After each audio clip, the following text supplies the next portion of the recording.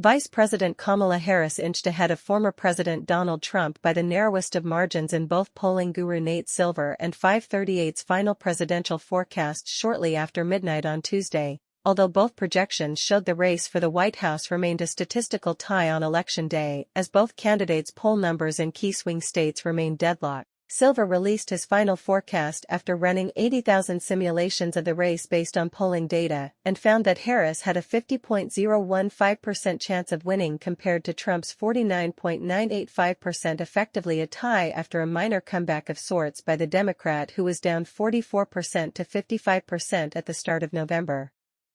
538 also released its final forecast for the presidential race winner, giving Harris the slimmest of edges at a roughly 50% chance of winning, compared to Trump's 49%. Silver and 538's forecasts estimate the probability of either candidate winning and are separate from polls which estimate how much of the vote each candidate will get. But many national and swing state polls remain essentially tied, too. Harris leads Trump 49% to 48% with likely voters in the latest HarrisX/Forbes poll, which was taken between Wednesday and Friday and has a margin of error of 1 point, and she's up 50% to 48% in an Ipsos poll also out Monday.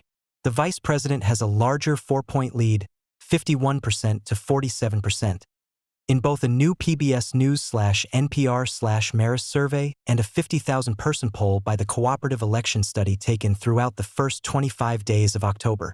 Some other recent polls show a tighter race. The vice president had a 49% to 47% lead in a Morning Consult survey, a 49% to 46% advantage in an ABC/Ipsos poll, a 49% to 47% edge in an Economist/YouGov survey, and a 50% to 49% advantage in a CBS/YouGov poll last week. Meanwhile, NBC News and Emerson College polls out Sunday show the two candidates tied at 49%, and a Yahoo News/YouGov survey also produces a 47% to 47% deadlock, matching up with other recent tied polls by the New York Times/Siena College, Emerson College, and CNN/SSRS. The widely followed Times/Siena poll released late last month represented a decline in support for Harris since the newspaper's previous poll in early October showed her with a 49% to 46% lead over Trump, and the paper called the results not encouraging for Harris as Democrats have won the popular vote in recent elections even when they've lost the White House. Trump is ahead 48% to 46% in a CNBC survey of registered voters released October 24th, margin of error 3.1.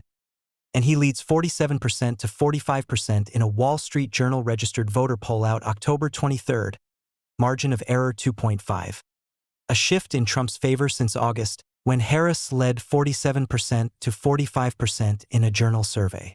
Harris erased Trump's lead over Biden since announcing her candidacy on July 21st, though her edge has decreased over the past 2 months, peaking at 3.7 points in late August, according to 538's weighted polling average.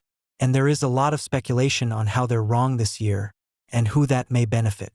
The day has arrived. Millions of Americans are set to head to the polls and choose between the two presidential candidates who remain neck and neck in the polls. Democratic candidate and Vice President Kamala Harris and Republican former President Donald Trump, who have been embroiled in a relentless battle for votes for months, remain split by 1.2% in favor of Harris according to the latest polls Monday, a lead well within the margin of error. Trump wrapped up his campaign trail with a final speech in Grand Rapids. In the swing state of Michigan, he flipped back in 2016.